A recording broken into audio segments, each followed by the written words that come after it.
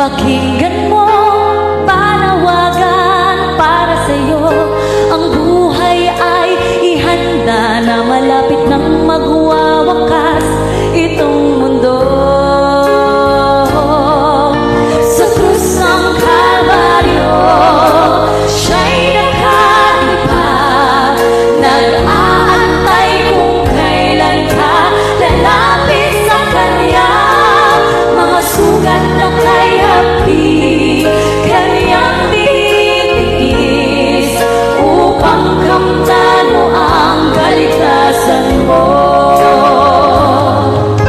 Sa langit at lupa ay ating makikita mga palatandaan, malapit nang magwawakas itong mundo.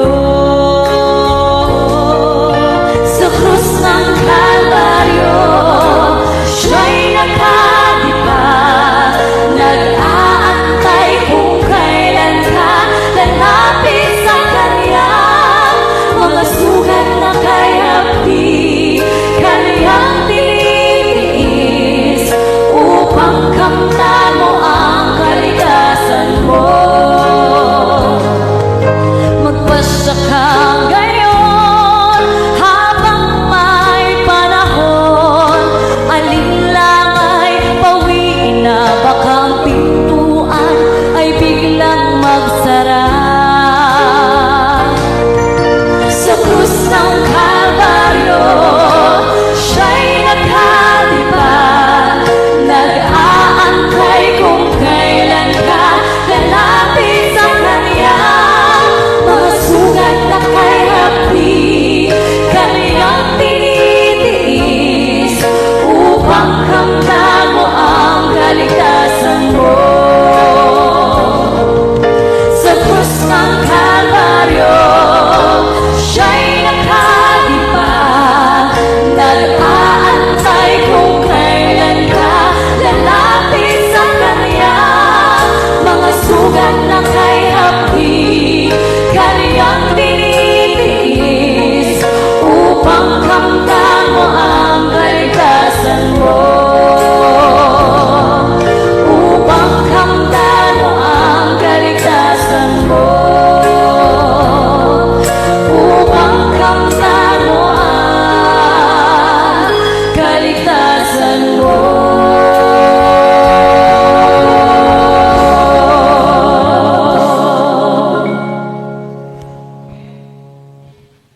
Okay, umaga na. Umaga na mga kapatid. At meron na naman tayong isang ambush na naman. Na-ambush na naman tayo dito. At ang topic po na pag-uusapan itong dalawang magkapatid na ito, si Purgatorio is Biblical. Ang topic kasi nila mga kapatid is Purgatorio o Purgatory is Biblical. At napagkasundan nila ito kanina, ambush debate. Ang nailagay ko nga dito, first speaker kasi nagmamadali na tayo Pero affirmative ito mga kapatid. That's, negative naman po si Bro Denmar Santiago ng SDA. At affirmative naman po dito si Boy Letra ng Roman Catholic Church. Mga kapatid, ano po ang oras na napagkasunduan ninyo? 10-7 Ano bro? lang. 10-7. 10-7. Oh.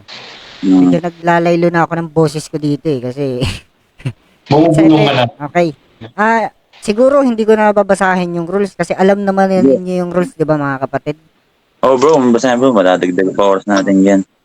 Sige, umpisa na natin.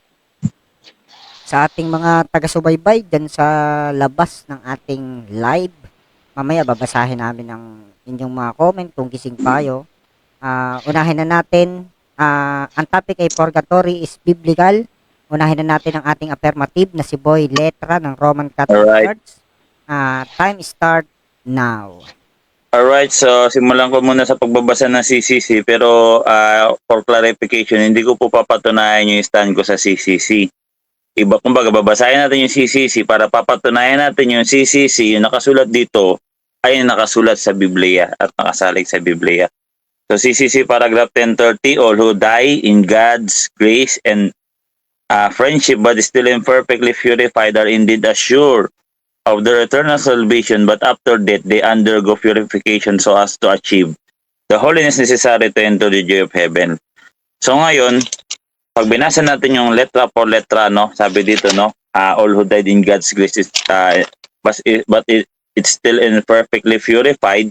So mga namatay sa bihaya at grasya ng Diyos na hindi pa fully or hindi pa kompleto yung kanilang purification, ar kailangan nilang i-assure or mag-indeed ng mag-undergo ng purification so as to achieve the holiness necessary to enter the joy of heaven. So saan mabasa yan?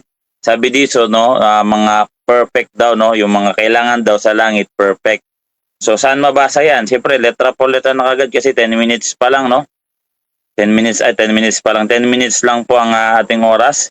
Letra por letra na kagad. Ito, sa Zacarías 13:9, letra por letra. At aking dadalhin ang ikatlong bahagi sa apoy. So, merong lugar kasi pagdadalhan. Ang ikatlong bahagi sa apoy. So, ito po ay lugar na may apoy. At sila'y dadalisayin ko na gaya ng pagdadalisay sa pilak. At sila'y susubukin ko na gaya ng pagsubok sa ginto. So, yung term na dadalisayin, iyan po ang letra por letra katumbas sa meaning sa Tagalog ng salitang purgatorium sa Latin. Kasi ang aral po namin take note from purgatorium kasi Juan 19:20 ang umiiral pong lengguwahe sa time ni Jesus Christ nung pinako siya sa krus. Sa krus ay Greek, Hebrew at Latin. Juan 19:20. So ibig sabihin galing po sa salitang Latin purgatorium. Ang problema, no, nandito na po tayo sa modern time na i-translate po yan sa purgatory. Pero ang etymology niyan ay pagdadalisay. Yan nga po yung mabasa natin sa Zacarías 13:9 na aking dadalhin ng ikatlong bahagi sa apoy upang sila'y dadalisayin. So doon na rin yung state at yung term na dadalisayin, yan po ay equivalent sa salitang purgatorio. Kaya nga kailangan natin yan pag-aralan or i-explain yung etymology niyan. Kasi ayon sa unang Korinto 14 talatang 9 hanggang 9 hanggang 11, gayon naman kayo kung sa isang wika ay nagsasalita kayo ng hindi nauunawaan. Paanong malalaman ng sinuman kung ano ang sinasabi sapagkat sa hangin kayo nagsasalita? So kailangan daw pag magsasalita tayo sa isang wika, kailangan naiintindihan ng kausap natin. No, dahil anong silbi nito? Lalabas niyan sa hangin daw magsasalita. Walang alinlangan na napakaraming uri ng wika. So iba't iba pong uri ng wika, batay sa Biblia letra po letra, sa sanlibutan, at wala isa man sa ito ang walang kahulugan. So ibig sabihin yung term na purgatorio, meron po yung kahulugan. Yun nga po sa Zacarías 13:9 na ang ibig sabihin po ay pagdadalisay. So yun po nasa CCC, yun din po yung nandito, no, kaya nga sabi dito, no, letra por letra, no, with friendship with the Lord, sila'y tatawag sa aking pangalan at sila'y aking diringgin. So bakit po kailangan na pagdadalisay letra por letra? Kasi po batay sa letra por letra Hebreo 12 talatang Hebreo 12:23, no, basahin natin to, no, Hebreo 12:23. Basahin natin Sabi dito, ang Biblia okay, King James Version na lang para wala tayong dito. 23, no? Ito, to the General Assembly and the Church of the Firstborn, which are written in heaven. So ito po ay mga pangkalahatang pulong at iglesia. Ito nga yung meaning din ng Catholic, general. Anong ibig sabihin ng general? Catholic. The Catholic Assembly and the Church of the Firstborn, which are written in heaven, na nakarehistro po to, nakalagda po to sa langit. Alin to? Which are written in heaven, and the God, no, and to God, the judge of all, and the spirit of judge made perfect. Ginawang perfect. So kailangan po pala, pag nasa langit ka, ay gagawin kang perfect. Basahin natin sa Tagalog, letra po letra to, no? Hebreo 12:23 dito sa at ang mga espiritu ng mga taong ganap na pinasakdal ginawang perfect, made perfect. So yun pala talaga, no? Kaya tama yung sa pahayag 21-27, 22-27, medyo gabi na kasi, no? 21-27 pala, na sabi dito, no? At hindi makakapasok doon ng anumang sa anumang paraan ng anumang bagay na karumal-dumal o na siyang gumagawa ng kasuklam-suklam o ng kasinungalingan. So kaya kailangan daw po ay maging purified or gawing perfect, made perfect or pinasakdal, no? Yun po yung mga nasa langit. Kaya nga sa pahayag 7:9, mga nakadamit na puting-puti, no? Ngayon dito tayo sa bakit po sa apoy, papadaanin sa apoy. Nako-quoted po yan dito sa 1 Corinto 3:15, letra por letra. 1 Corinto 3:15, ano sabi dito? Sabi dito, basahin natin, no? 3:15, 13 naman to, o 3:15. Dito, sabi dito, ngunit kung masunog naman, mawawala siya sa ng gantimpala. Gayon pa may maliligtas siya, kaya lang ay para siyang nagdaan sa apoy. So maliligtas ka daw, kaya lang para ka nagdaan sa apoy o dadaan ka sa apoy. So ano po ito? Ito po ay sa Hebrew ay Zemiotesitai. Ang ibig sabihin po ng Zemiotesitai, ayan po ay punishment. Ikaw ay mapaparusahan, no? Punishment, Zemiotesitai, no? At saan? Sa apoy, dadaan ka sa apoy para ikaw ay maligtas. So bakit po, ano po ba yung parusa na to? So ayon dito sa Hebreo 9:27, siyempre pagkatapos na mamatay ng tao, ang kasunod ay paghuhukom letra por letra.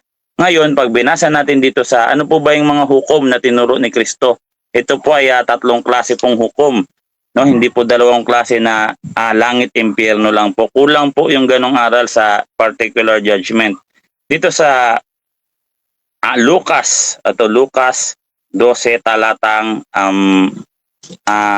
sa 43, siyempre para hindi tayo may strawman fallacy, ilatag ko na rin yung dalawa pang uri ng judgment na doktrina ng Roman Catholic Church, no? Ang sabi po dito sa sa 43, mapalad ang aliping iyon na mararatnan ng kanyang Panginoon na gayon ang ginagawa, no? Sabi dito, tunay na sinasabi ko sa inyo, sa kanya ipagkakatiwala ang lahat ng ari-arian. So ipagkakatiwala daw ang lahat ng ari-arian. Ano pong ari-arian yun? Siyempre yun nasa Juan 14:21. Yan po yung tahanang kasama ng Diyos, no? At dito naman sa 45 hanggang 46, no? Ito naman po yung paparusahan, buong bigat na paparusahan. Ito na po ng impyerno, no? Ang 45 hanggang 46, no? At sa 47-48, dito natin mabasa ang letra por letra na ang aliping nakakaalam ng kaloob ng kanyang Panginoon, ngunit magpabaya o ayaw tumupad sa ipinapagawa nito ay paparusahan ng mabigat.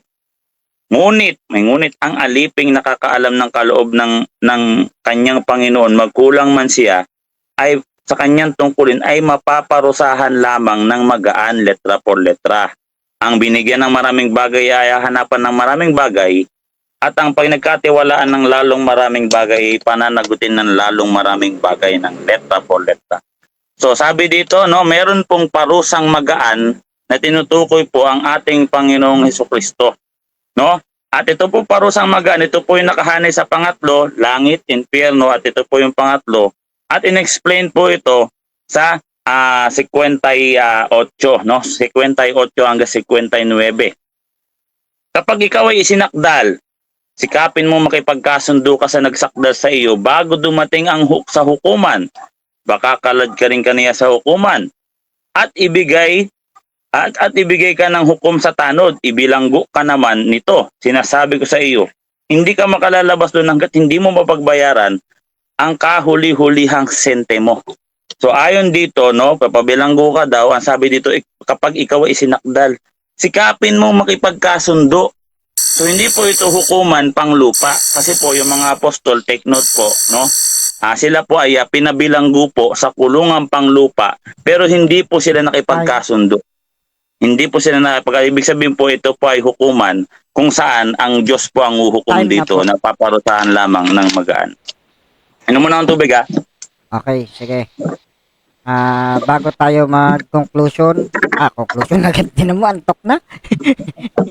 Cross-examination, ay sabi dito ni Chef Roman Catholic Apologist, congrats Pro Jan Paulo Cruz, aka Boy Letra. Yan. Thank you. Nandyan na ba yung ating... Dito na. Okay na, bro. Andito na ako, bro. Nandyan na. Oo. 7 minutes. Ayusin muna natin. At nakabukas ba ng camera si ano? Bukas. Okay, wait na. Pakinggan. Bro, yung ano ko sa'yo, bro, pa-mirror ako, ha? Oo, teka lang. Baka nakasarado na naman eh. Yung kay Zach ba nakabukas yung kanina? Bro, Jeff? Para nakikita kayo pareho dun sa ating live. Pagtikitin mo kami para maganda. Yan, magkadikit. Yan. Kayong nasa isang room. Yung kay Zach ba, naka-open cam din ako, no? Naka-open cam? Oo, okay. Pagdikitin mo na lang kami para ano. Yan. Okay, magkadikit na kayo. Ay, hindi tayo pwede maging magkadikit kasi pag magkadikit tayo, nasa bataan na rin ako pag ganyan. Sa camera lang, sa camera. Sige, dadako na tayo sa cross-examination. Kapatid na Denmar Santiago. Sa Okay. topic na purgatory is biblical. Time start na. Okay.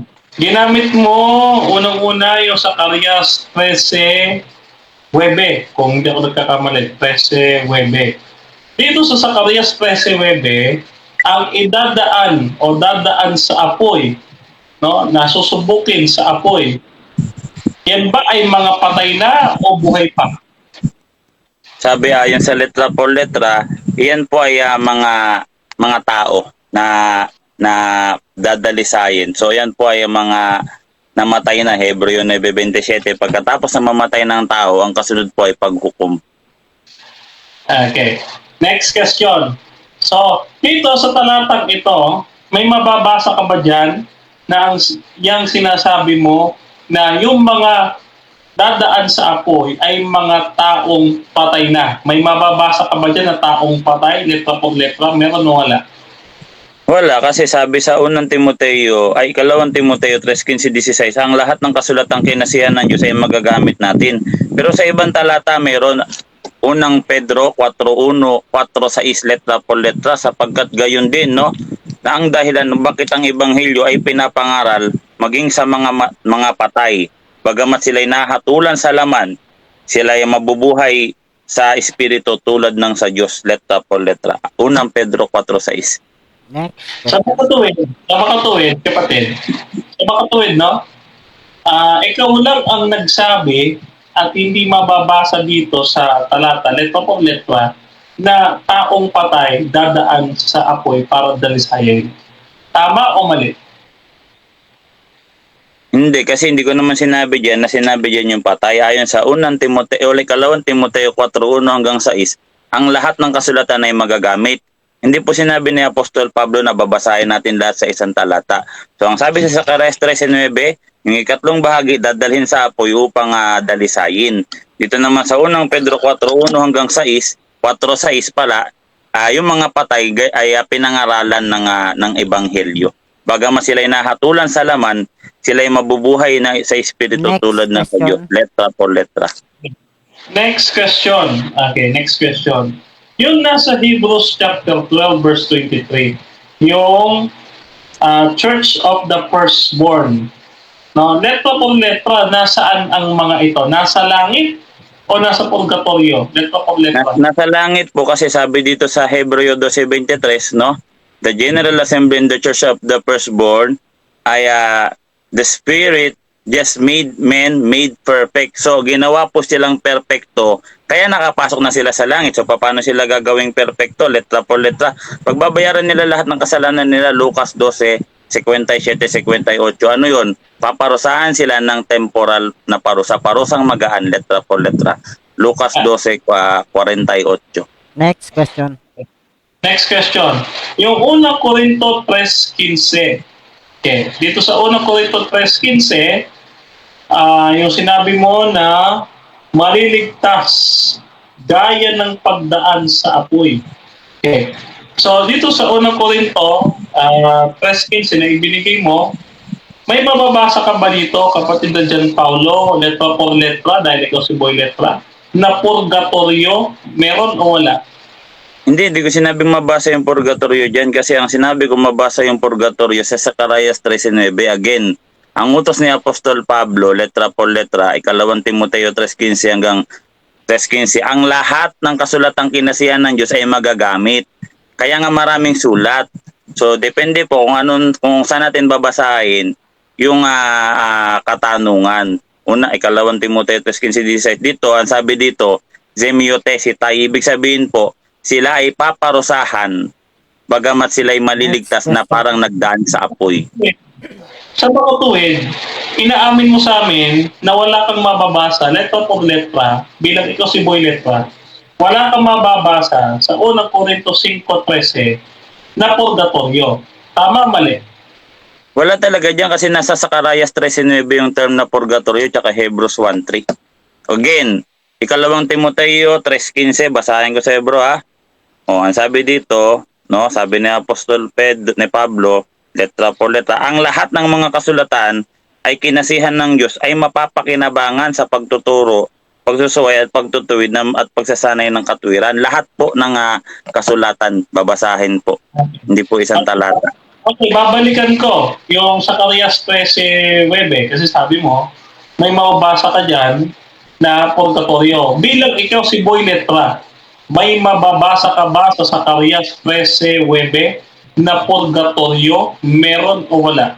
Mayroon, letra por letra, at aking dadalhin ng ikatlong bahagi sa apoy at sila'y dadalisayin. Yung dadalisayin, letra por letra, unang Korinto 4:9 hanggang 11, yan pong equivalent sa salitang purgatorio. Hebrews 1:3, purgationem peccatorum pacem. Ibig sabihin po ng purgatorio, pagdadalisay ng mga kasalanan. Nabasa man letra por letra. Yan. Okay. Yung salitang purgatorio dito sa unang Korinto 5:13 at Zacarias 13:9, yung termino, yung salitang purgatorio, eksakto, letra por letra, verbatim, wala kang mababasa. Tama o mali? Meron nga, sabi ko nga meron. Yung salitang pagdadalisay, equivalent siya sa salitang purgatorio. Yung salitang unggoy, equivalent siya sa salitang monkey. Yung salitang saging, equivalent siya sa salitang banana. Pares lang yan, bro. Objection, moderator. Hindi ko tinatanong kung may mababasa siya na dinadalisay. Hindi ko tinatanong si Cardo Dalisay. Ang tanong ko, purgatorio. Yung salitang purgatorio. Naintindihan mo ba? May mababasa ka ba dyan na salitang purgatorio? Meron o wala? Meron nga, sabi ko, Hebrews 3. Teka lang bro, teka lang. May counter ka muna. Sabi ko nga meron, ulit-ulit ako meron. Dito sa Hebrews 1:3, purgationem peccatorum pacem, ano ibig sabihin ng purgationem? Yun po yung pagdadalisay. Zacarias 13:9, at aking dadalhin ang ikatlong bahagi sa apoy upang dalisayin. Yun po ibig sabihin ng purgatorio. Kasi galing kami sa Greek, Hebrew at Latin, Juan 19:20. Okay, next question. Sa mga tuwid, no? Wala dyan yung termino. Wala kang mababasa at nakasulat dyan na purgatorio sa dalawang talata na ito. Kaya ka tumalon sa Hebreo. Tama, mali? Meron, hindi tumalo lang sa Hebreo para maintindihan mo yung term na pagdadalisay. Yung purgatorio, ang Tagalog term niya na ipagdadalisay, equivalent CCC paragraph 1030. Okay. Yan ang Tagalog term ng purgatory. Okay, babalikan kita. Time na muna. Awat muna. Ay na? Time na. Ang dami pa, oh. Ay, nako. Sige, Sige, dagdagan natin, 10 minutes.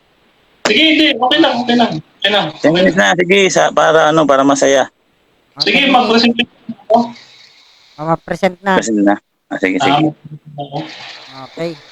10 minutes presentation para sa ating negative na ang topic ay pinamagatang Purgatory is Biblical.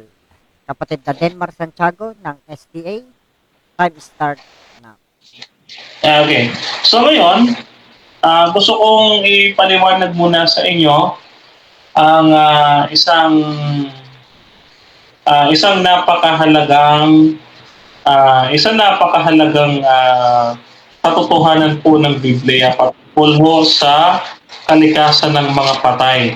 No. Ngayon, ang patay po, no, papaano itinuturing ng ating Panginoong Hesukristo ang taong patay. Sabi ko dito sa Juan, sa 11 hanggang 14.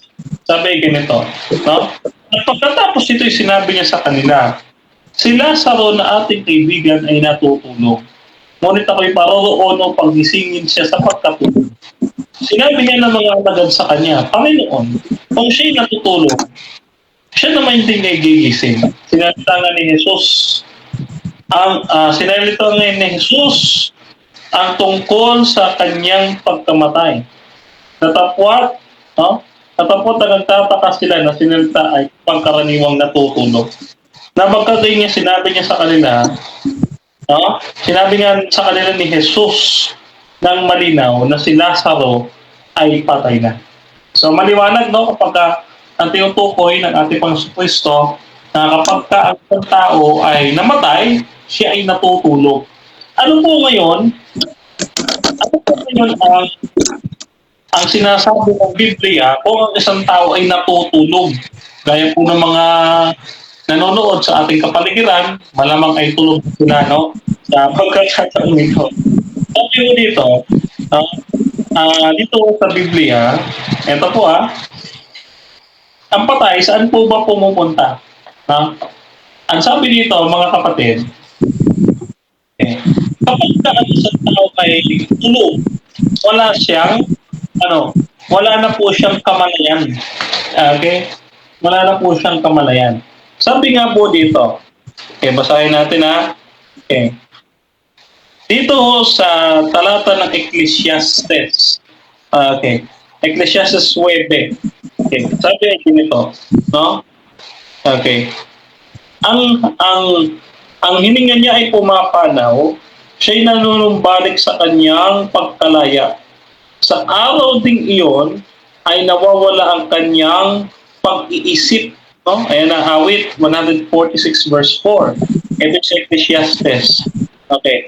Walang kaalaman ni karunungan man sa Sheol na iyong paroroonan, maging ang kanilang pag-ibig ay papanaw, mawawala ngayon, sapagkat nalalaman ng mga buhay na sila'y nangamatay. Ngunit hindi nalalaman ng patay na ang ganong bagay. No, maliwanag dito sa Ecclesiastes 9 na wala talagang kaalaman ang patay patungkol sa mga bagay. No? Sabi pa dito, no? Nawawala ang kanilang pag-iisip.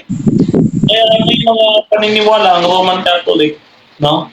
May mga paniniwala ng Roman Catholic na nanalangin pa rin sila sa patay. Ano po ang sabi ng Biblia patungkol sa mga nananalangin sa patay?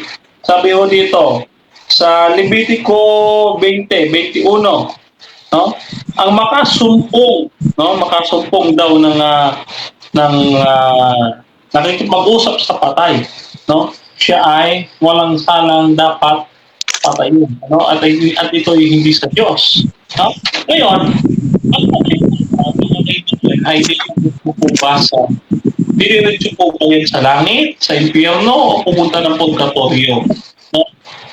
Ito po ang patay, sabi ko dito sa talata ng Juan 5:28 hanggang 29, ganito sabi, huwag ninyong ipagkilala sapagkat dumating ang oras na lahat ay nasa libingan ay makarinig ng kanyang tinig at mga glabas, sapagkat ang mabuti ay pagkabuhay na maguli sa buhay, at ang sigawan ng masama ay sa pagkabuhay na muli ng paghatol. Okay? So, maliwanag na yung mga patay ay nasaan? Nasa libingan. At hanggang kailan po sila nandyan sa libingan?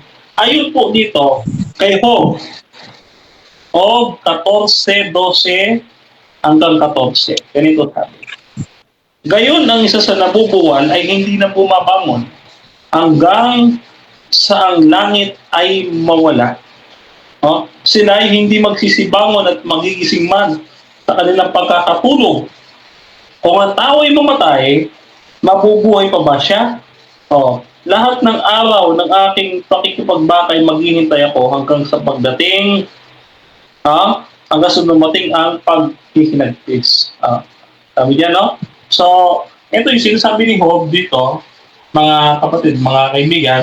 Sabi niya, ay maliwanag na sinasabi ni Job, no? Na hanggang sa mawala ang langit at lupa, sila ay hindi magigising. Hindi sila babangon mula saan? Sa mga libingan. No? So, yung mga patay, hindi po pupunta sa purgatorio. Kaya nga po, ang challenge natin sa ating kapatid, na boy letra. Ito tayo boy letra kanina kasi nanapan natin ito, boy letra, bigo tayo Gusto ko sana yung mababasa. Talaga, nababasa at talagang nakasulat sa Biblia. Letra po letra. Purgatorio. May kaso, lahat po ng binasa niya, wala po purgatorio. No? Wala po sabi po dito sa Zacarias 13:9, sabi niya,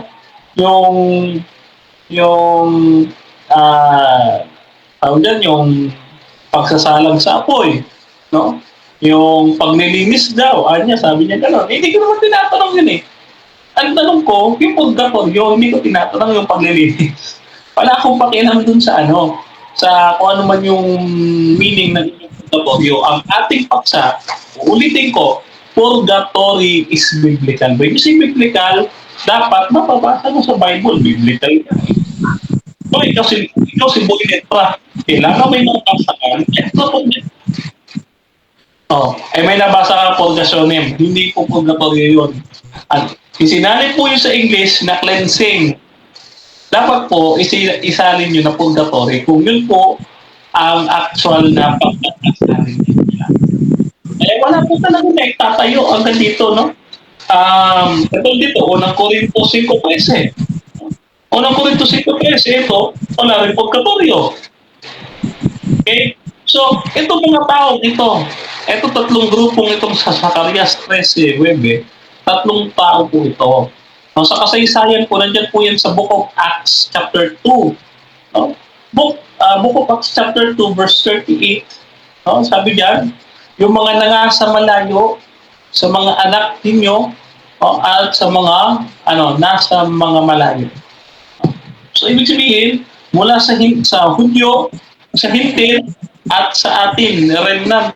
Itong ikatlong grupo ay remnant, iiwan at idadarang sa apoy. Open dansayan, susubukin. Ito pala, buhay pa lang sinusubok na hindi pagpatay ka na, susubukin ka na. Kasi, sabi nga dito no? Ulitin natin yung wala nga silang pag-iisip. Sabi dito, ang hininga niya'y pumapanaw at siya'y nanunumbalik sa kanyang pagkalupa. At sa araw din niyaon ay mawawala ang kanyang pag-iisip. Paano po dadaan pa sa pagsubok wala nang naisip niya, parang zombie na. No? Parang ganito Parang ganito. Paano po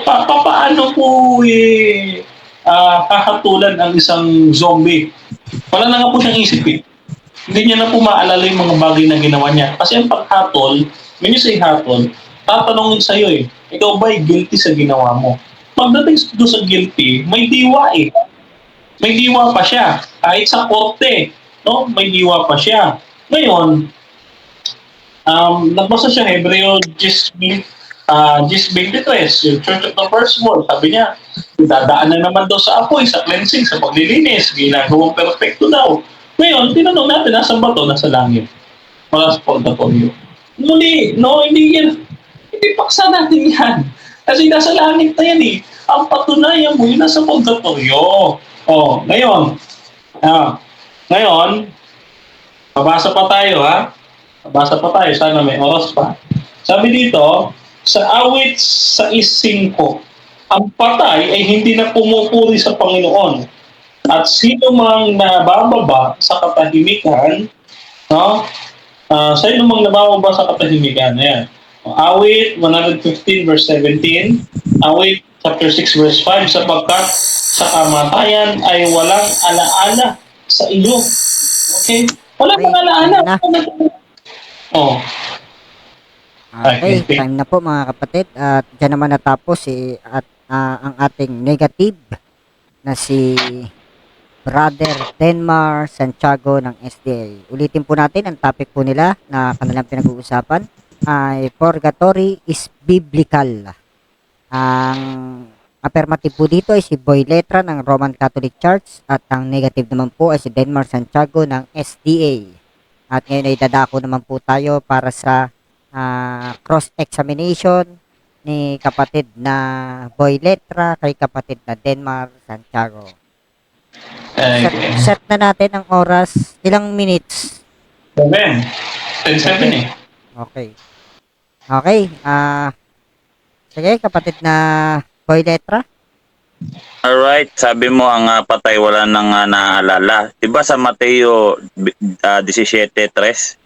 At nagpakita sa kanila si Moises at Elias na nakikipag-usap sa kanya. Anong mo dito? Anong stand ng dito? Ito ba ay literal na nakikipag-usap o ano ba to? Mag-objection ako. Objection moderator, hindi ko pa nilalatag tong Mateo 17 points. Doon niya itanong sa rebuttal yan. Sige, Alright. Counter. Sige na, para hindi tayo tumagal. Ay, sige. Next question. Next question. Sa Hebreo 9:27, ano nakasulat doon letra por letra? Pagkatapos na mamatay ng tao, anong kasunod? Okay, hindi ko na naman nilatag yung Hebreo 9:27. Nabanggit mo kanina yan eh. Objection mo na, Mr. Moderator. Nabanggit niya yan kanina, sabi niya, binanggit ko daw yan. Sige. So, nabanggit niya. May counter? Counter, Mr. Moderator. Sa lahat ng talata kong binasa ko, wala po yan. Wala po yan sa aking binasa kanina. Siya lang po ang nagbasa niya, Hebreo 9:27. Ang binabanggit ko po kanina is Hebreo 10:23, yung Church of the Firstborn. Pero yung Hebreo 9:27, hindi ko pa po tinatouch yan. Sige, ito na lang. Aware ka na ang katumbas, Teka lang. ang katumbas. Sige. Teka lang bro. Ang oras natin ay 6 minutes and 20 seconds. Sige, question. Boy Letra. Alam mo ba na ang katumbas ng salitang purgatorio ay isa sa katumbas niya na termino ay pagdadalisay? Alam mo, hindi mo alam. Hindi ko alam. Hindi mo Kasi alam. kayo lang ang gumagawa niyan ng terminong yan na wala naman niya sa Biblia. Kaya nga sabi ko sa iyo, kung ikaw si Boy Letra, basahin mo nga sa amin letra por letra, verbatim, yung purgatorio sa Bible. Ngayon, wala ka namang mabasa. Paano namin maunawaan yan? Sabi, ang kasulatan ay magagamit sa pagtuturo. Ikaw na rin nagsabi, o ikalawang Timoteo 3:16. Paano mo ituturo kung wala namang mababasa? Kaya may mababasa ka. Next question. Sa unang Korinto 14:9, gayon din naman kayo kung ang sa isang wika ay nagsasalita kayo nang hindi nauunawaan, paano malalaman ng sinuman kung anong sinasabi sapagkat sa hangin kayo nagsasalita. Sa 11, subalit kung hindi ko nalalaman ang kahulugan ng wika, ako ay magiging isang banyaga na nagsasalita at ang nagsasalita sa akin ay magiging isang banyaga. So nagsasalita ka pala nang hindi ka gaya ni Pablo dahil nagsasalita ka nang hindi mo alam yung meaning. Objection, moderator. Hindi ko po nilatag yung 1 Corinthians Okay. na sinasabi niya, no? Counter? Hindi ko po sasagutin yan. Counter? Sige, next question. Okay, next question. Dito sa Juan 19:20, ano yung unang salita nila Kristo dyan na binanggit? English, Tagalog ba o Greek, Hebrew, Latin? Next question, kung po nilatag yan, Juan 19:20, magtanong ka sa presentation ko. O sa presentation ko magtanong. Next sige. question. Dito sa lahat ba ng talatang nilatag mo, saan mo nabasa na walang pagdadalisay sa mga namatay na kaluluwa? Sa lahat ng talata, letra por letra. Okay, saan talata? Okay. Letra por letra. Sa single 28, 19 na 29, ang sabi diyan, no? Ayan, sabi diyan, huwag ninyong ipagkailanlan sapagkat marami sa inyo, lahat na nasa libingan, oh, ay makakarinig ng kanyang tinig. Sa makatulog yung mga patay, dito, nasa libingan, wala sa purgatorio. Kaya dapat basahin mo sa amin, letra por letra, yung patay, dumidiretso sa purgatorio na sinasabi mo. Question. Ito eh. Next question. Ano pinagkaiba ng kaluluwa sa bangkay? Okay. Walang pagkakaiba sapagkat tayo po, no, Genesis 2:7, tayo ay hiningang, binigyan ng hininga ng buhay, tayo naging buhay na kaluluwa. Tayo po yan mismo, no? Kaya nga kapag namatay tayo, kasama pati katawan, hindi po pwede na patay yung diwa, buhay yung katawan. No, hindi po pwede, no? Magkasama po yan, nag-ooperate. So next question. Pag pinatay ka ng tao ngayon, mamamatay na rin yung kaluluwa mo. Okay, Yes or no? Yan, no. Hindi. No. Teka muna. Sasagutin mo ba hindi? Hindi ko sasagutin. 10 seconds ako. Okay. Hindi ko po sasagutin sapagkat sabi niya, mamamatay din ba yung kaluluwa mo? Kami yung kaluluwa. Pag pinatay mo yung kaluluwa, patay ka na rin kasi ikaw yun mismo. Pero pag sabi mo kaluluwa mo, ibig sabihin nakahiwalay. Hindi po ganun ang turo namin. Ulitin ko, tintanong nga for clarification na. Pag pinatay ka ba ng tao ngayon na mamamatay tao, mamamatay din ba yung kaluluwa mo? Wala nga kaming aral na hiwalay ang Yes or kaluluwa. no? Kaya nga yes or no for qualification, yes or no? Oo, Pag hindi ko pinatay nga- ka ba ng tao, mamamatay tao ngayon, patay na rin yung kaluluwa mo. No, Tao, mamamatay tao, papatayin ka. no, hindi ko nga sasagutin. Okay, next question. Ayon sa aral nyo, pag pinatay ka ba ng taong mamamatay tao ngayon, pamamatay din ba yung kaluluwa mo, yes or no? Sabi mo, No. magkaparehas. No, Hindi ulit. mamamatay. Hindi nga namin aral namin. Objection mo na nga, Mr. Moderator. Sige. Ang tanong ko kasi, Mr. Moderator, base sa aral nila, hindi ko tinatanong kung aral nila. Hindi, eto, Mr. Moderator, patanong. Pag pinatay ba siya ng tao ngayon, ako, pag pinatay ba ako ng tao ngayon, ayon sa aral nila, for qualification, clarification lang to para hindi tayo ma-strawman fallacy. Pag pinatay ba ako ng isang tao ngayon, mamamatay din ba yung kaluluwa ko? Yes or no? Yun yung tanong. Counter? Ulitin ko yung sagot, Mr. Moderator. Counter. Ito po, Teka lang. Counter ba yan o sasagot ka na? Sagutin Hindi mo po. na. Ito po counter ko. Counter ko, Mr. Moderator. Nandito po sa likod ng Bible namin, yung aming official doctrine. Ngayon, yung sinasabi niya, pag namatay ka, mamamatay yung kaluluwa mo, pinalalabas niya na kapag sinaksak ako sa katawan, no? Sasaksakin din yung kaluluwa. Hindi po magkahiwala yun sa amin. No? Wala po kaming doctrine ng ganyan yung kaya yung question mali. So, ibig sabihin, bro, Wait lang, pagka wait lang. pinatay ako ngayon, Wait lang. automatic patay yung kaluluwa. Moderators muna tayo. Start the clock 1 minute and 58 seconds. Question, letra. Ito, for qualification lang to, ayon sa aral nyo, bro. So, ibig sabihin pala, hindi yan magkaiba yung kaluluwa at katawan. So, pag pinatay pala ako ngayon ng isang tao, patay na rin yung kaluluwa ko. Pag pinatay yung laman, patay na yung kaluluwa. Yes or no?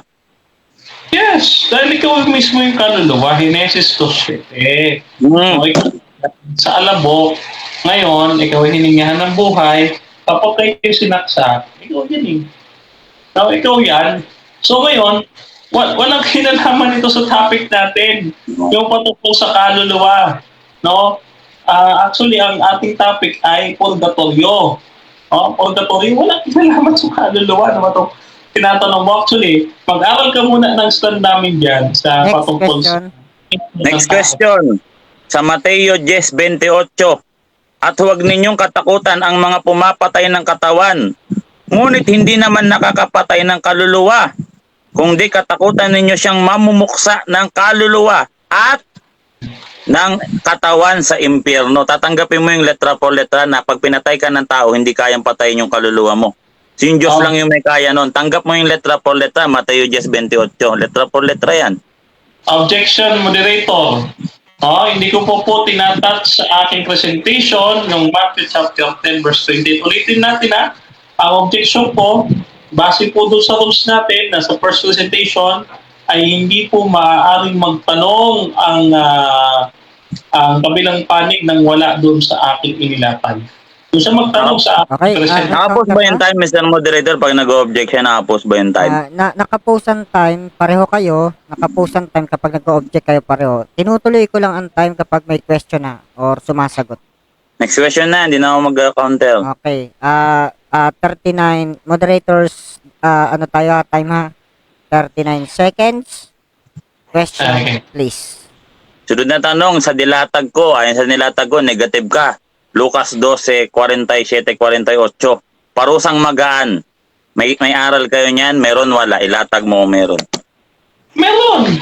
Sapagkat po ang binabanggit po dyan ay talinghaga. Yan po ay patungkol. Objection mo na, Mr. Moderator. Sige. 17 seconds. What is your objection? Kung meron silang aral, dapat sagutin niya ng aral nila. May mababasa siyang aral nila. Parusang magaan sa doktrina nila, meron o wala. So, yun yung tanong ko po.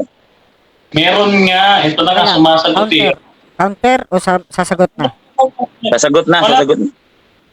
Sumagot na nga po categorical eh. Meron.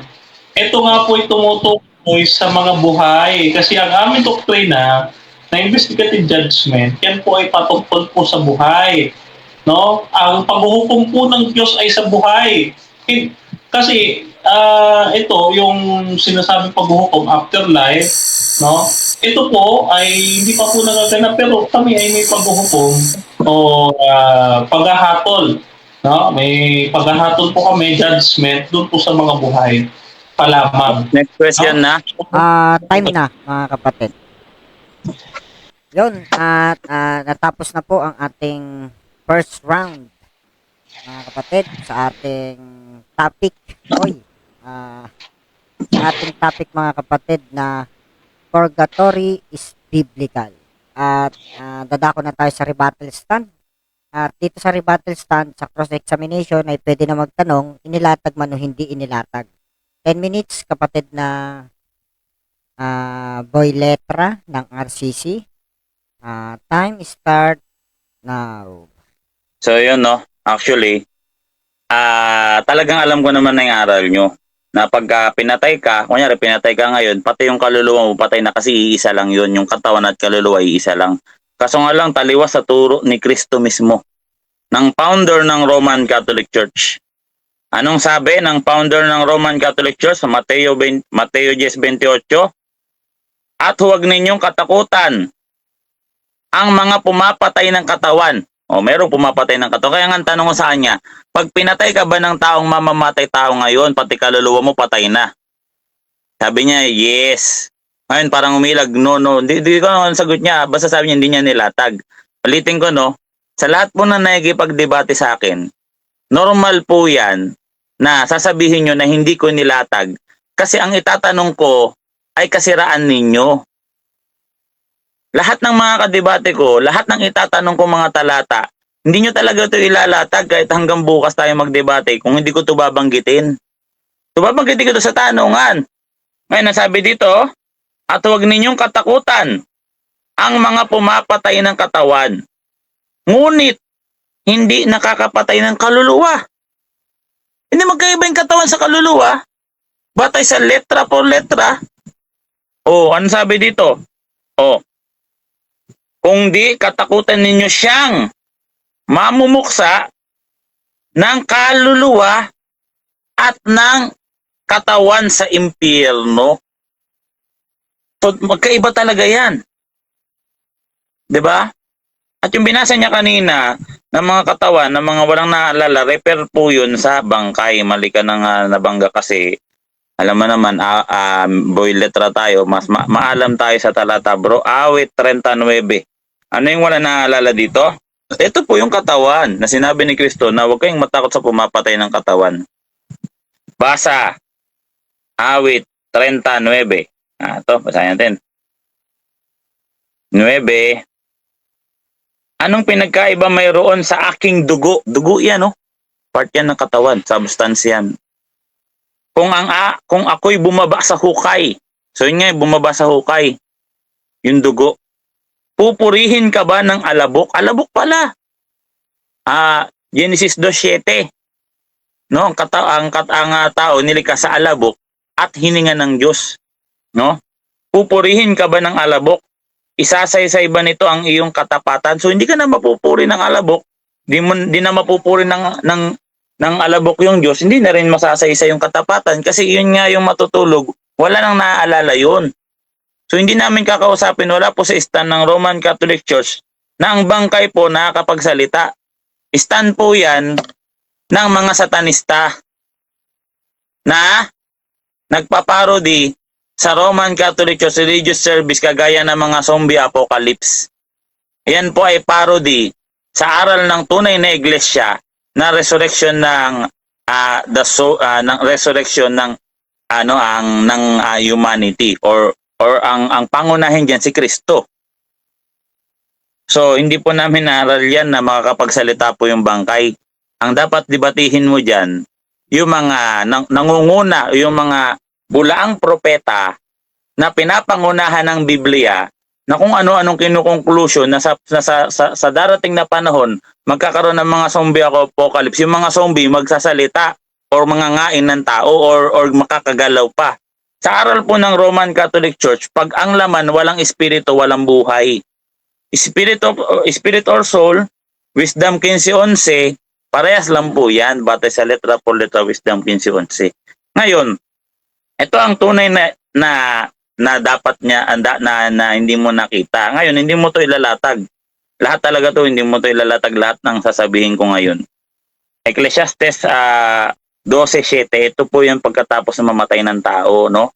At ang alabok ay bumalik sa lupa. Yun nga, yung bangkay, yung walang maalala, lahat ng talatang binasa mo, tama yun, repair po yun sa bangkay. No? Nagaya ng una, yun nga, Genesis 2:7. At ang espiritu ay bumabalik sa Diyos na nagbigay nito, yun nga yung paghukom. At ang paghukom po ng Diyos, letra por letra, Hebreo 9:27. Basahin natin ha. Ito, letra por letra to. Ang nangyayari kasi niyan, hanapin mo sa Hebreo 9:27 salitang purgatorio, wala dito.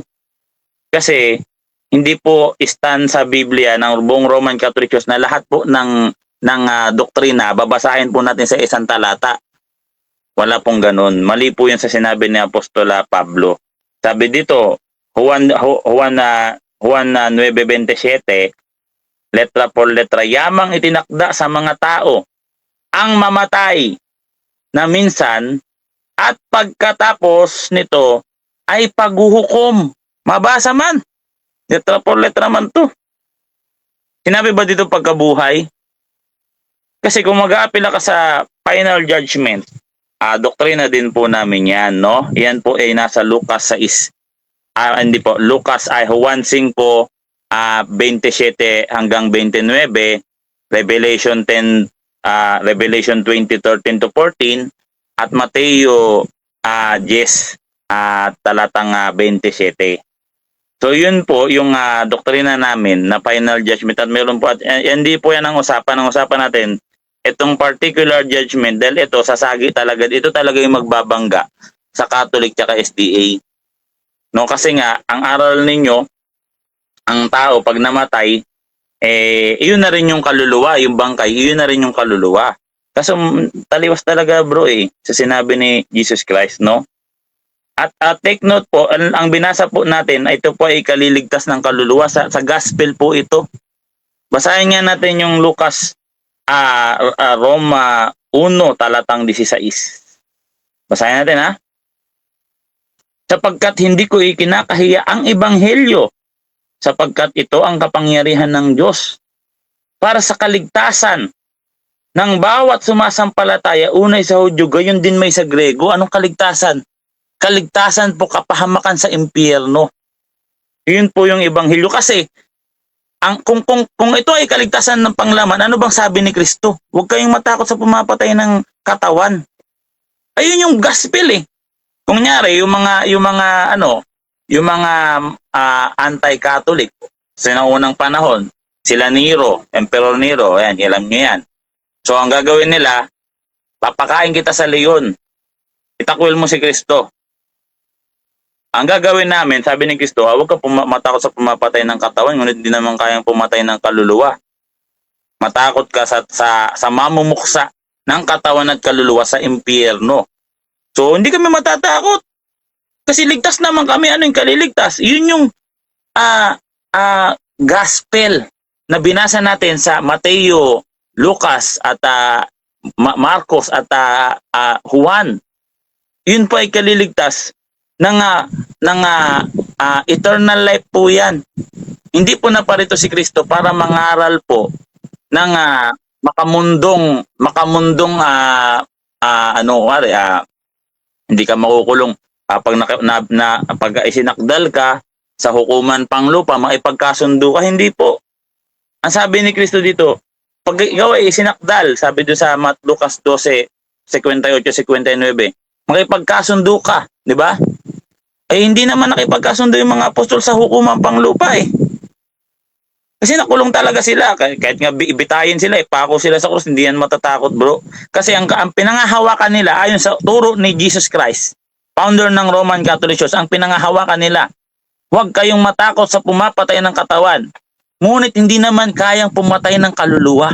O magkaiba nga eh.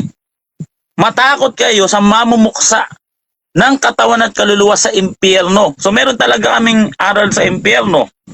O, tabla tayo dyan. Eh kaso nga lang, kulang yung aral nyo kasi sa ikatlong bahagi, no, merong langit, Lucas 12:43-45, merong impyerno, 46, at meron ding parusang magaan, letra por letra, 47-48, yung parusang magaan, ipapabilanggo ka hanggang sa mapagbayaran mo yung kasalanan mo. Again, ang terminong purgatorio, sa Tagalog ay pagdadalisay para maintindihan ng taong bayan kung ano yung tinuturo natin.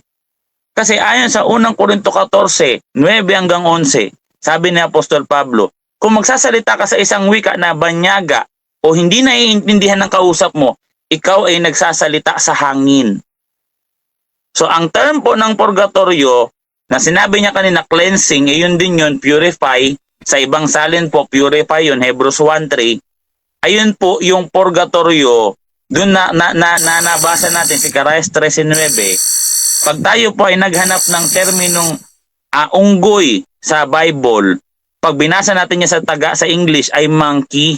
Time. So ganun din po yung purgatorio, letra por letra. Okay. Diyan na ba si kapatid na Denmark? Kapatid na Denmark? Cross-examination? Okay, cross-examination na tayo mga kapatid para sa rebuttal stand. Pero, dun sa isang page, dun sa page ng SDA, may mga nanonood at sabi ni Chester, God bless, Pro Denmark Santiago. Sabi naman ni Humphrey, shout out, sako na. Correct. Sinako ko din si Pinkila sa kabila at kasalukuyang nanonood siya mga kapatid. Okay,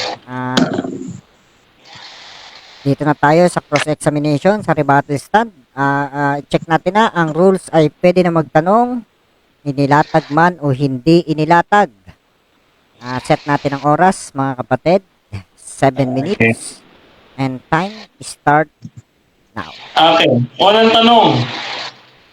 Dito sa aklat na The Short History of Purgatory ni Father sino to? Ni Father Vincent Barbosa SJ, ito Eswita ito, no? Sabi niya dito, the most prominent modern historian of the idea of purgatory, Jacques Lago, no? Si Jacques Lago dates the term of purgatory in around 1170, and in 1215 the church began to set out the actual length of the time in purgatory required for the souls. Ngayon, ang una kong tanong, sinasang-ayunan mo ba itong sinasabi ng inyong pari dito sa kanyang aklat, munting aklat na Short History of the Purgatory? Yes or no? Sangayon ako dyan bro, di naman sinabing hindi totoo ang purgatory dyan bro eh. Okay. Sangayon ka sa sinasabi. Okay. Sangayon ka rin ba sa sinasabi dito na yung terminong purgatory ay sa panahon ni Jacques Lagoff noong 1170 na sinabi ng paring si Vincent Barbosa sa kanyang aklat? Agree ka ba? Yes or no? Pakibasa mo nga ulit Mr. Moderator, pakibasa niya nga ulit yung eksaktong term na sinabi. Babasahin ko ulit. The prominent modern historian of the idea of purgatory, Jacques Lagoff, dates the term purgatory in around 1170. And in 1215, the church began to set out the actual length of time in purgatory required for the souls. Ngayon, ulitin ko yung tanong. Tinatanggap mo rin ba yung sinasabi ng pari ninyo? Sinatanggap mo ito eh. Tinatanggap mo rin ba yung nakasulat dito na binasa ko rin kanina, na inulit ko pa, na ang term na purgatory ay nasa panahon ni Jacques Lagoff noong 1170? Yung English term. Bago lang kasing English term, gagaya ng SDA, puro English yung aral. Pero yung Latin at saka Hebrew, nakasulat sa Biblia. Again, CCC paragraph 1030. Ang sabi dito, based on the certain text, teaching, cleansing, fire. Ayan. Okay. So yung English term. Okay. So, agree ka rin na noong 1215, sabi dito, the church began to set out the time length in purgatory required for the souls. Agree ka na tanikalaan ng inyong iglesia ang panahon para sa mga kaluluwa na dadaan sa purgatorio noong 1215 ayon dito sa inyong aklat. Sinasang-ayon na mo ba? Yes or no? Yes, kailangan pagtibayan talaga. Kada taon nga dapat pinagtitibayan eh. Kalawang Tesalonica 2:15. Kayo'y manindigan. Address po yan sa lahat.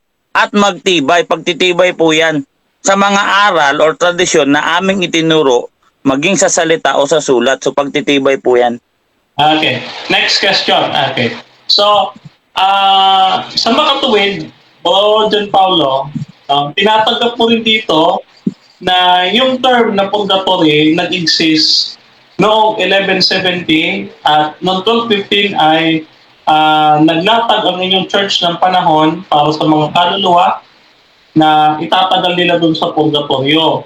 So, confirm ko lang, ina-agreehan mo ba yung dalawa mong sagot kanina? Yes or no? Hindi naman sinabing itatagal sa purgatorio bro. Wala namang ganun bro. Ang sinabi diyan bro, English term na purgatory. Yung English, kailan lang talaga na-develop yan? Galing yan sa term na Latin.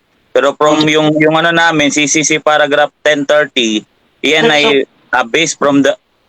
May objection ba? Objection, moderator. Ito nakasulat po dito, babasahin ko po, no? Hindi ko po binabago nakasulat.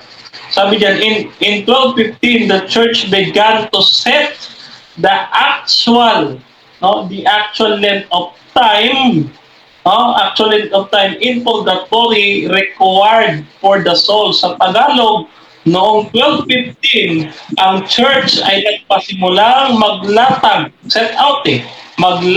ng actual na haba ng time, ng oras sa purgatorio na nire-require sa mga kaluluwa. So ngayon, uulitin ko yung tanong ko Kino-confirm mo ba yung dalawa mong sagot kanina? Moderators time muna. May counter objection ka, Mr. Boy Letra? Ang counter objection ko, basahin niya lang, wag niyang i-explain. Wala naman sinabi doon na yung itatagal ng soul sa purgatory. Walang sinabing yung itatagal duration ng soul sa purgatory. Dinagdagan niya, Mr. Moderator, yung referensya. Mr. Moderator, Moderator's decision na tayo, ha? Stop the clock muna tayo. Repeat mo yung question and Okay. ang answer. Repeat mo. Okay, ulitin ko na lang or ibahin ko na lang yung question. Ayan. Dito sa inyo referensya pa rin ni Father Vincent Barbosa. The same book, no, yung The Short Purgatory. Yan pa rin statement na yan. So, inaamin mo ba dito na nag-exist yung word na purgatory sa time ni Jacques Lago? Kasi sabi dyan eh, no? The prominent modern historian, no?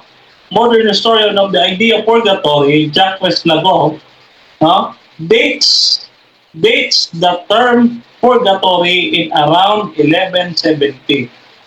So inaamin mo ba sa amin na nag-exist yung term na purgatory sa time ni Jacques Lago ayon dito sa inyong libro? Inaamin mo ba? Yes or no? Yes, pwede ko nga sa ngayon na yan naging kasi ang ginamit dyan term dyan English, purgatory. Kagaya nung aral nyo na Saturday. From the word Saturn yan, kailan lang din yan nag-exist, di yan ginamit ng mga Hudyo kasi galing yan sa Diyos-Diyos ang si Saturnus, no, na iyan ay Diyos-Diyosan ng si Moloch, iyan po ay si Satanas. So ganyan din po yung English term, English po yan. So kailan lang talaga English. Pero yung purgatorium sa Latin, kung wala kang mabasa na nag-exist kailan lang ang term na purgatorium, hanggang mamaya talo ka na, bro. Okay. So dito po sa Ecclesiastes 12:7. Ito po tanong ko, no? Dito po sa Ecclesiastes 12:7, ang patay po ba ay ayon sa talata ay dumidiretso sa purgatorio o siya ay bumabalik sa alabok at nagiging lupa? Alin po sa dalawa? Yung bangkay po, babalik sa alabok. Pero yung espiritu, letra por letra, babalik sa Diyos. Pag bumalik sa Diyos, Hebreo 9:27, huhukuman. Ano yung hukom? Sa Lucas 43, langit. Lucas 46, impyerno. 47-48, purgatorio. 58-59, pabilanggo ka, mapagbayaran mo yung kasalanan mo. So dito sa Hebreo 1:3, may term na purgationem dito. Yung Latin Vulgate, 3rd century. Objection mo dito. Time na. Ay! Ay na. Ayan. Time na. Okay.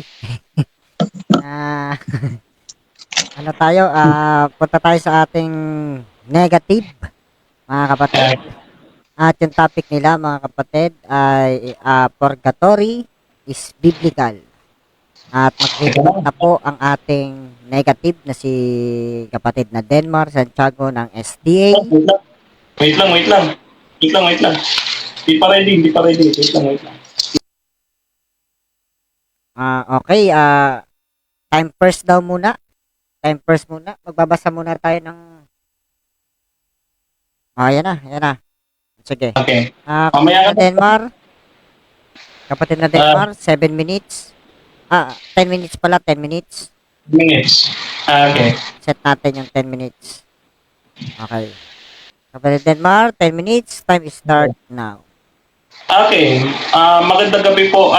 Umaga sa ating lahat. Umaga na. Thank you, moderator. Sabi dyan sa Ecclesiastes 12:7. At ang alabok, no? At ang alabok ay nauuwi sa lupa gaya ng una.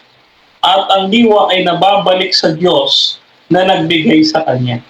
So, hindi po sinasabi dito yung katawan, kaluluwa, yung bangkay, no?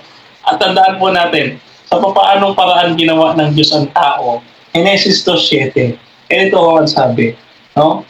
At nilalang ng Panginoong Diyos ang tao sa alabok ng lupa. Ano po ginawa ng Diyos diyan?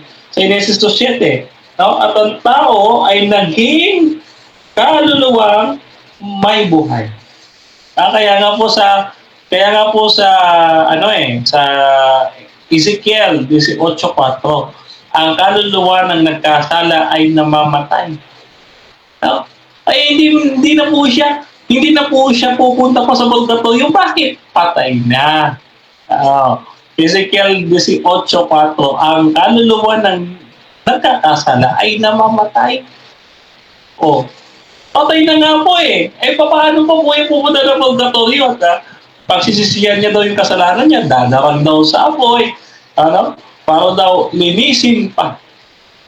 Wala na akong pagsisisi dyan. Kaya nga, ano sabi ng Hebreo 25, sabi doon, wala nang haing natitira pa. Oh, wala na. Kundi ano na lang yung naglalagablab na apoy, natutupok sa mga kaaway. Hindi mo sinabi doon na, hindi, may awa pa ang Diyos, may habag pa siya, dala pa siya sa purgatorio. Wala na. Ano sabi dito? No? Ulitin natin, Ecclesiastes 12:7. Ang sabi dyan, no? Ecclesiastes 12:7. Sabi po dito, no? Eto, Ecclesiastes 12:7. Ganito po ang ating pakinggan, no? Sabi dito, ayan, no? At ang alabok ay nauuwi sa lupa gaya ng una. Hindi po yung tao o yung tayo nauuwi sa purgatorio. Wala pong ganon. Ang sabi dito, nauuwi saan? Sa lupa. Wala po siyang ginalaw ni isa sa ating mga talata. Wala po siya, kaya po hindi po makakapanindigan ng ating kausap, si Boy Letra. No, ay paano? Pagkalinaw po ng ating pagkakabasa. Dito po sa Juan 5:28 hanggang 29. Ganito sabi, no? Ayan. Huwag kayo ikagigilala sapagkat dumating na ang oras na ang lahat ay nasa libingan, ay makarinig ng kanyang tinig. So, ibig sabihin, ito ito, lahat ng mga patay sa araw ng paghuhukom, dapat na ng ating Panginoon saan? Sa libingan. Ay maliwanag ho ito. At hindi niya rin ito binangga kanina. Itong Job 14:24, 14:12 hanggang 14. Sabi dito, no? Ganun ang tao na nabubuwalay, hindi na bumabangon hanggang sa mawala ang langit at hanggang sa langit ay mawala, no? So hindi na daw ito bumabangon, no? Okay. Ngayon, ano po ang katunayan natin? Sabi niya, Hebreo 10:27, after daw ng mamatay, huhukuman agad. Aba, anong konteksto niyan? Ang konteksto po niyan, tama yung sinasabi mo, final judgment. Bakit? Kasi kahit si David, nasa libingan pa rin. Sabi dito Gawa 2:29 hanggang 34. Ganito sinasabi. Mga kapatid, ayan, malayang sinasabi ko sa inyo ang tungkol sa patriarkang si David na siya'y namatay at inilibing at nasa atin ang kanyang libingan hanggang sa araw na ito. Ay maliwanag po, no? Maliwanag na tinuturan sa atin ng Biblia na yung patay, hanggang nasa panahon nila, nandito si David, kanyang libingan. Kaya po pag nanood kayo ng National Geographic, hinahanap po nila yung libingan ni David. No? Para patutuhanan kung talagang totoong namuhay itong Goliath na ito. No? Hinahanap nila si David. Kasi mamaya, si David, hindi naman pala tunay na tao. Yan. Kaya po yan ang ginagawa ng National Geographic. No, hindi ko lang po mapapakita kasi documentary ho yan, mahaba ho yan eh. Ngayon, ito mga kaibigan, napakaganda nitong ating libro na nakuha. Okay. Sabi dito ni Father Vincent Barbosa sa kanyang sulat na Short History of the Purgatory, sabi diyan, the most modern historian of the idea of purgatory, Jacques Lagoff, dates the term purgatory in around 1170. Ayon sa ating kaibigan, yung term daw na English na purgatory, dito daw nag-exist, 1170. Pero daw, meron daw sa Bible. Ngayon, hindi niya na mababasa. Ang lagi niyang binabasa, purgationem. Cleansing, hindi po purgatory. Dapat po, pag cleansing, dapat purgatory din ang ibig sabihin. No? Yan. Kasi ang ginagawa ng ating kapatid, nililiteral niya yung mga talata ng Bible. Parang ganito pag nakabasa sila ng Ecclesia Kata Ulos.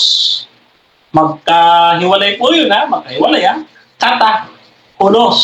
Hindi ho kataholos, kundi kataholos. Magkahiwalay. Ano ang ibig sabihin yun? Throughout all, dalawang salita po. Dalawang salita. Hindi naman po yung sinali na Catholic. Akala nila Catholic.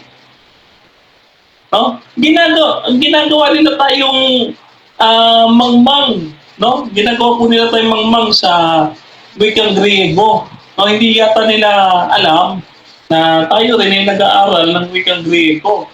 Na kapag ka sinabi na purgationem purgatory daw, hindi. Cleansing yan.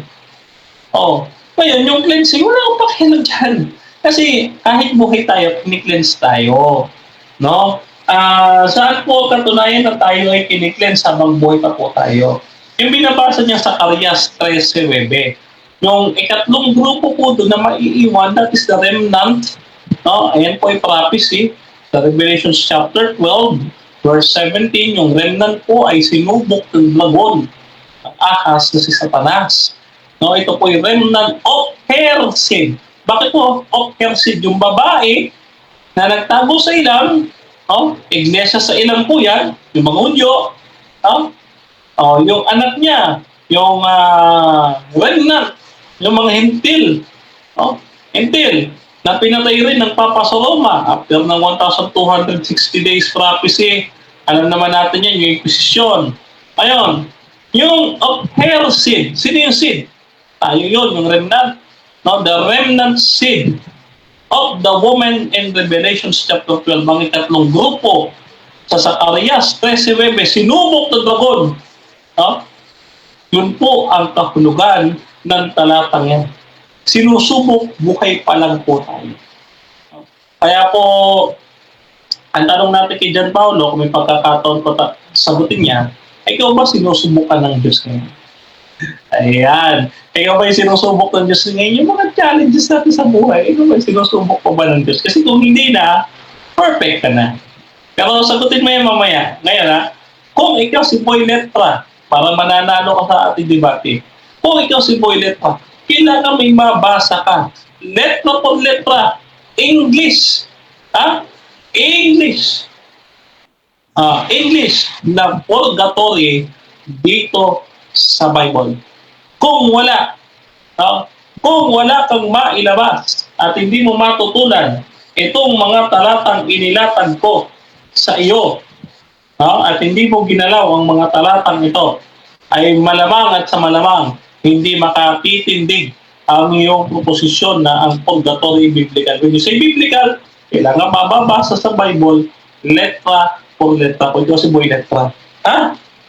Ngayon, ano po yung mga talatang nilatag natin sa kanya? Yung Ecclesiastes 9, Gs 4 hanggang 5, yung Juan 11:11 hanggang 14, no, galawin niya po yan, ano? Ano pa? Gawa tuloy. Awit sa 5, awit sa 5, awit 115 verse 17, no? Wala na nga pong diwa, wala na nga rin pag-iisip yung patay, no? Ano ba? Awit 146 verse 4, no? Wala na rin ibig, okay? Okay, dyan nagtatapos ang ating kapatid na si Denmar Santiago na negative sa topic na purgatory is biblical, at dadako na tayo sa cross-examination ni kapatid naman na Boy Letra ng Roman Catholic Church o RCC. Set natin ang oras para sa 7 minutes cross-exam.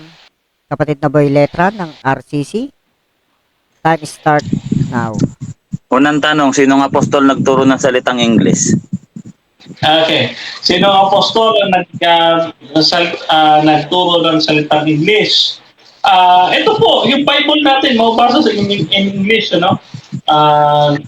Ito po, mababasa naman. Ito po, nasa English translation, itong King James Version natin dito, no? So, dito sa Bible nito, may sasalita ang mga apostol in English language. Okay, yun po. Dito sa letra por letra, Juan 19:20, may sinabing English dito? Juan 19, o Greek, Hebrew at Latin lang? Letra por letra. Okay.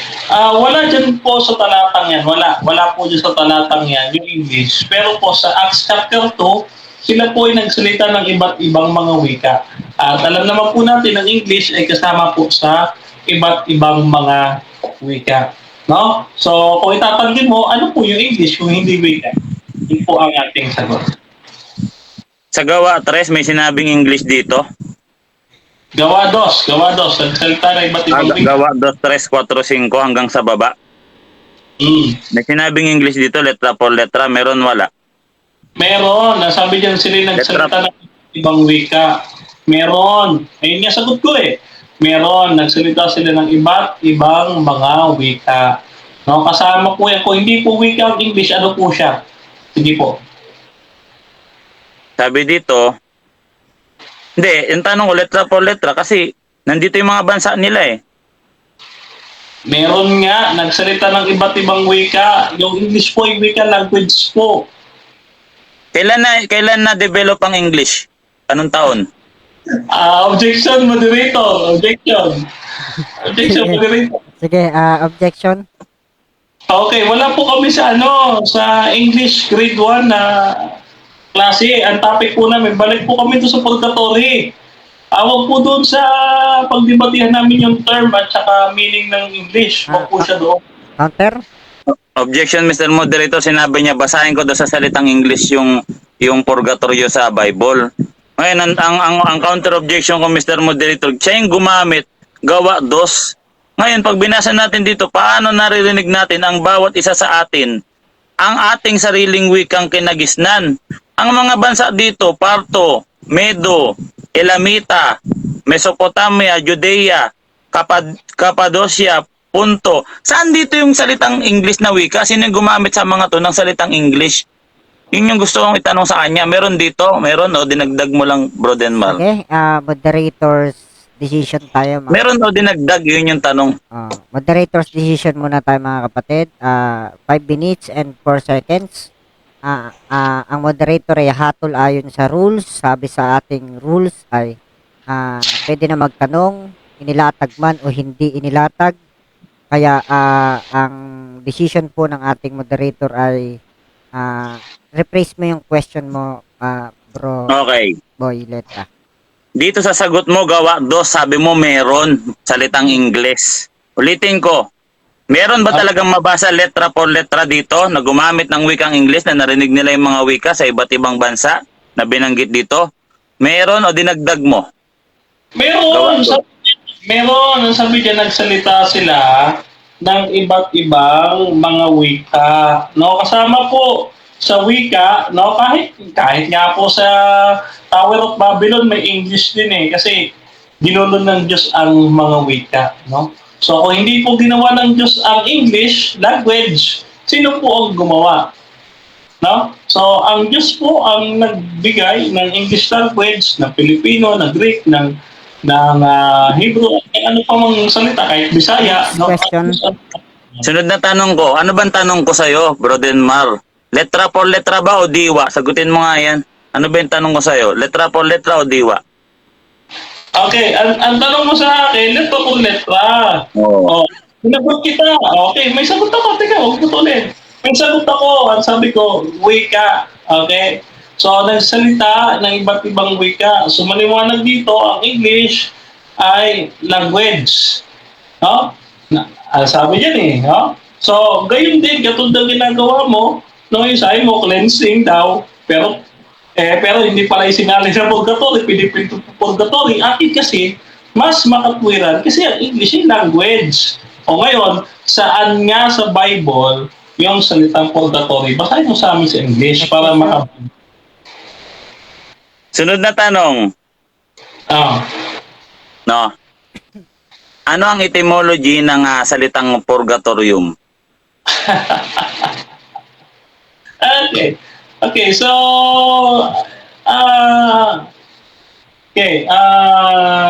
etymology niyan ay diyan din sa sa purgationem, no? Mabasa yan sa Hebrews chapter 1 verse 3. No? Ayan, so sa Latin yan, yung purgationem. Pero ang ibig sabihin niya na cleansing. Hindi po isinali niya hindi po isinali niya sa English na purgatory. Next question. Kaya po ang natin yung sa purgatory. Sa King James Version, isinali siyang purge. Tanggap mo. Yes, purge. Tinanggap ko na purge. Pero ulitin ko nga po, wala kayong mababasa letra por letra na purgatory sa English language. Wala. Saan nga ang talata sa Biblia, yung salitang English dito, na ginamit nila yung salitang English, saan nga ang talata dito? Letra por letra. Again ha, pangalawang tanong na to. Ginamit mo na naman yung salitang English. Saan nga dito sa letra por letra? Sa time nila, may salitang English para gamitin nila yung salitang English. Meron ba letra por letra? Meron o diwa? Sige, yung tanong mo, letra por letra ba yun o diwa? Ano ba yung sagot mo?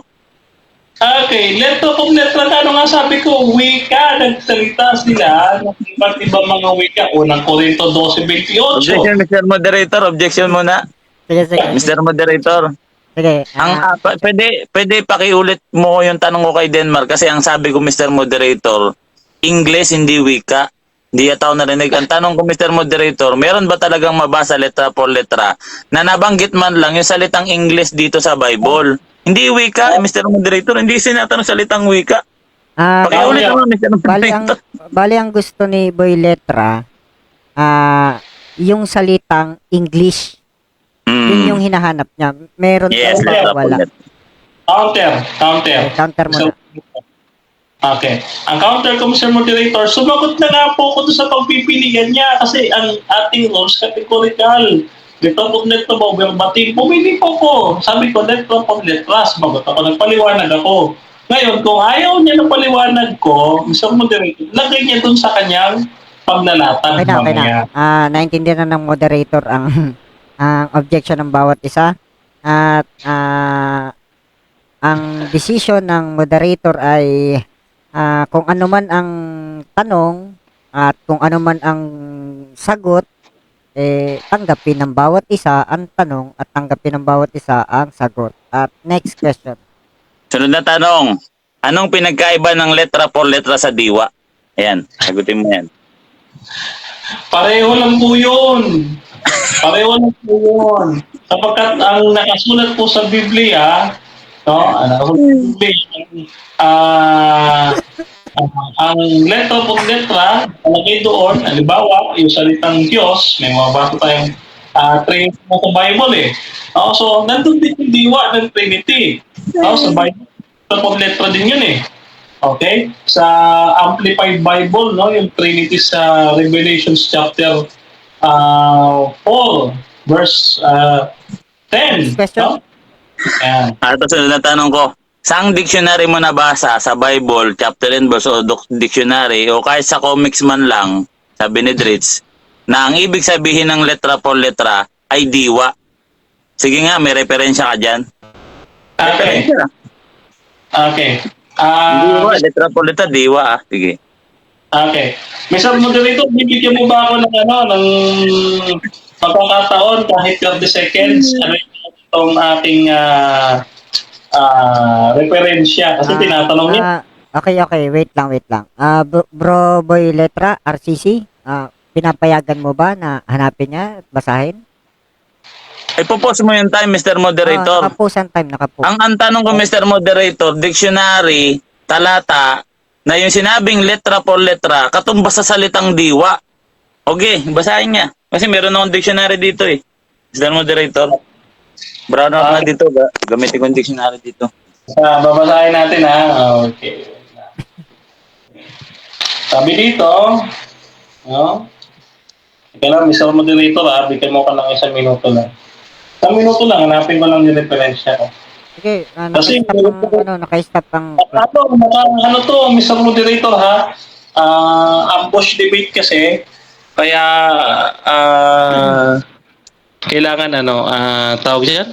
Kailangan maghanap ako ng referensya. Okay. Saglit lang ha, sige. saglit lang. Mga 2:27 magsasagot na ako, hanapin ko lang. Okay. Aha. Referensya. Okay. Referensya.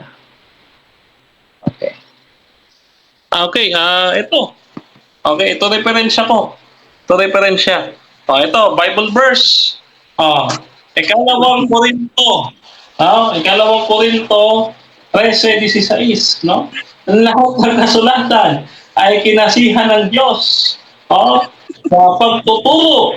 So, ibig sabihin, kung ating kailangan mabasa, no? Kasi, hindi nagkulang ang salita ng ating Panginoon, no? So, kailangan magagamit natin siya sa pagtuturo. Kung wala dyan sa Bible at hindi natin mababasa, bakit natin paniniwalaan? Ano? So, kailangan nakasulat siya. Okay, next question. Objection, Mr. Moderator, ulitin ko yung tanong ko Ang tanong ko kasi, Mr. Moderator, pinaghintay niya tayo. Meron bang mababasa na pag sinabing letra por letra, equivalent to diwa? Referensya. Yung binasa niya, Mr. Moderator, wala naman dito. Ginamit ko na nga ito. Lagi ko walang ganun dito, Mr. Moderator Tanong yung mga ulit natin, Mr. Moderator. Meron ba o wala? To be honest, bro. Counter objection, Mr. Moderator. Counter. Ang referensya namin, alam niya naman na kami Bible alone. Sapat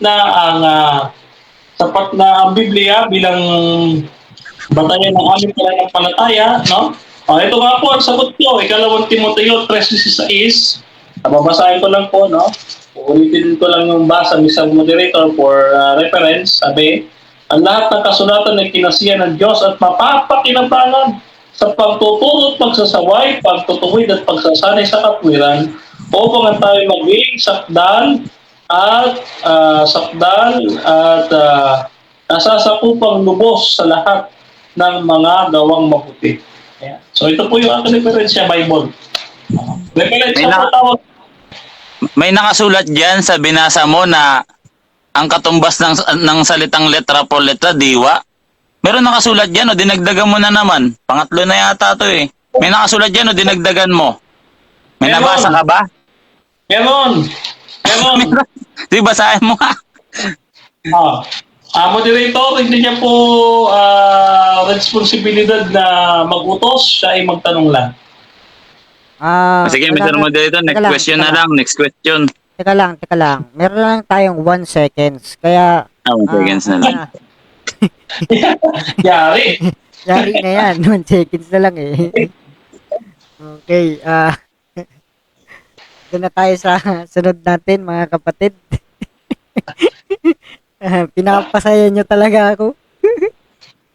Naaliw ka naman, katulad ni Lazaro. Hindi nga ako inaantok Naaliw ka ba? Gaya ni Lazaro? Yes naman, naaliw tayo.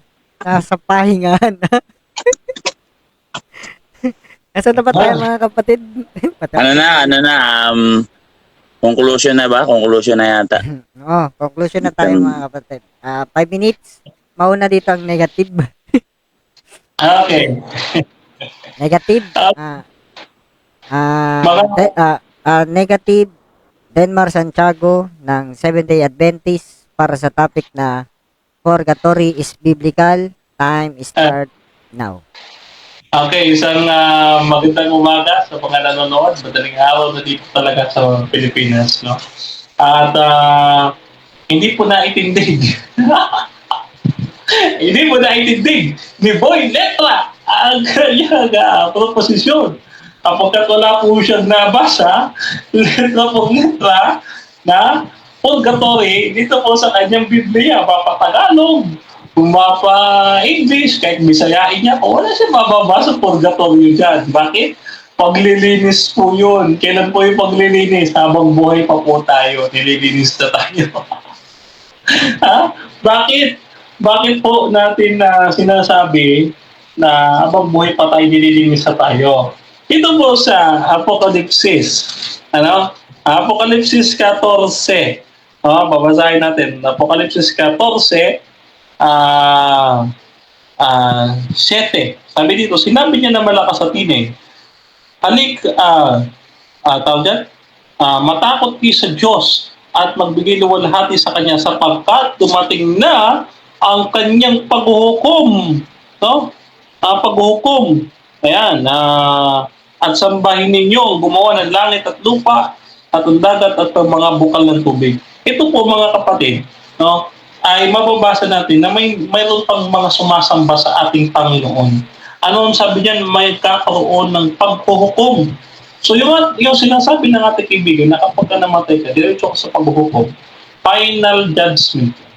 Ito po, no, habang buhay pa tayo, may paghuhukom. Kasi may sumasamba pa eh. Dito, no? Sambahin ninyo ang Panginoon na gumawa ng langit at ng lupa at ng dagat at ng lahat ng naroon. So maliwanag ho na buhay ang pinag-uusapan dito. No? Ngayon, ito nga po nakakatuwa, no? Talagang gusto niyang maka-score doon sa ating sinasabi na kailangan makabasa siya para sa manalo, no? Sa English translation ng Bible na purgatory. Mga kapatid, ganito ho kasi yan. Sabi ho dito sa Unang Korinto, no? Maganda ito eh. Unang Korinto 12, 27 or 28. Ganito sinasabi. Unang Korinto 12, 28. Ganito ang sinasabi. Okay. At 12, 1 Corinthians chapter 12, verse 27 to 28. Okay. Sabi ho dito ay ganito. Okay. 7.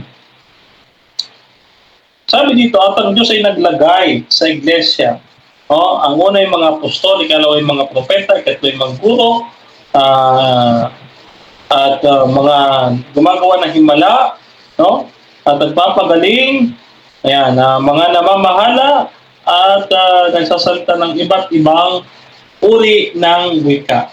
No? So maliwanag po dito ang iglesia, no, ay nagsasalita ho ng iba't ibang mga wika. No, kahit pa po English yan, ang English po ay language. Yung ating kaibigan, no, kung hindi niya nalalaman, no, sa theology, no, dito sa systematic theology na hawak-hawak natin, kapag po nabasa, it is another form of interpretation. No? So, kailangan po talaga mababasa, biblical, no? Letra por letra yung purgatory, no? Or else, nagbabasa ka, you just interpret what you have said. Ano? Sabi ka, no? Reading is another form of interpretation. No? So, kapag nabasa mo, yun pala in-interpret mo lang, no? So, eto, mga kapatid, bilang pangwakas natin, ano? So, ngayon, asahan natin, sana may maintindig, no? Ang ating kapatid na John Paulo, letra por letra, boy letra! Kailangan may mababasa siya. Purgatory, sa kanyang Tagalog, sa kanyang Bisaya, sa kanyang English translation, kahit sa Greek, no? Sa Greek, sa Hebrew, no? Kailangan may mababasa siya. Kasi diyan po isinulat ang Bible sa Greek and Hebrew. No, yung Latin po is panahon lang ni Jeronimo noong ika-4 na siglo, so hindi po yan valid. Ano? At ito ang sulat ng kanilang pari na si Father Vincent Barbosa, no? Sa The Short History of Purgatory, inamin niya at tinatagap niya the most prominent modern historian of the idea of purgatory, Jacques Lagor, takes the term of purgatory in around 1170. So, yung term exists noong 1170. Okay, boy letra, affirmative, conclusion. All right. Ang conclusion ko, ang negative side ay nagpatunay po na ang bangkay ay hindi na po nakakaunawa. Yun po yung pinapatunayan ni Brother Denmar, no? Ang tawag po diyan ay red herring fallacy. Again, hindi po namin doktrina na ang bangkay po ay makakaunawa. Kaya ba't ko babanggain yan? Ang tawag diyan red herring fallacy. So sa makatuwid po, bumabangga ka sa hindi namin doktrina or bumabangga ka sa hindi ko alam, para kang nakikipaglaban sa hindi naman ako. So dapat ang mapatunayan mo wala nang yung final purification. Ngayon, ang gusto niyang patunayan yung bangkay daw, wala na daw naalala ngayon. Yung mga nilatag natin talata kasi nag-brown out na dito, no, kaya actually sinakyan ko na lang si Denmar kasi ang nangyayari kay Denmar, yung challenge na kailangan daw may mabasa ako sa English, doon ako natawa eh. Tapos yung Latin daw, 4th century, ay 4th century, ibinasa natin dito, Hebreo 9:27. Kala ko ba ginagamit yung lahat ng kasulatan ay Hebreo 19:20? Oo. Ito sapagkat sa dakong pinagpakuan kay Jesus ay malapit sa lungsod at ito'y isinulat sa Hebreo, Latin at sa Griego. Ako nga si Boy Letra, kaya nga ang letra por letra base sa Greek, Hebrew at Latin, kaya nga ayoko na ng mga paraphrasing eh. Kasi hindi naman kami made from America, bro. At ikaw ang wala sa letra por letra, bro. Ang akala mo pala sa letra por letra, diwa. Pinaghintay mo pa kami ng matagal, bro. 1 minute pa. Tapos wala na ilahatag. Ang nilahatag, 2 Timoteo 3:15, may mabasa ba tayo dito? Tapos yung unang session ng tanungan natin, puro pass. So again, no, nung nagtanong siya sa akin, review natin kasi conclusion natin, hindi na tayo maglatag tanong siya, sinagot natin lahat. Talata, with matching talata. Nakabatay pa sa Hebrew, Greek at Latin.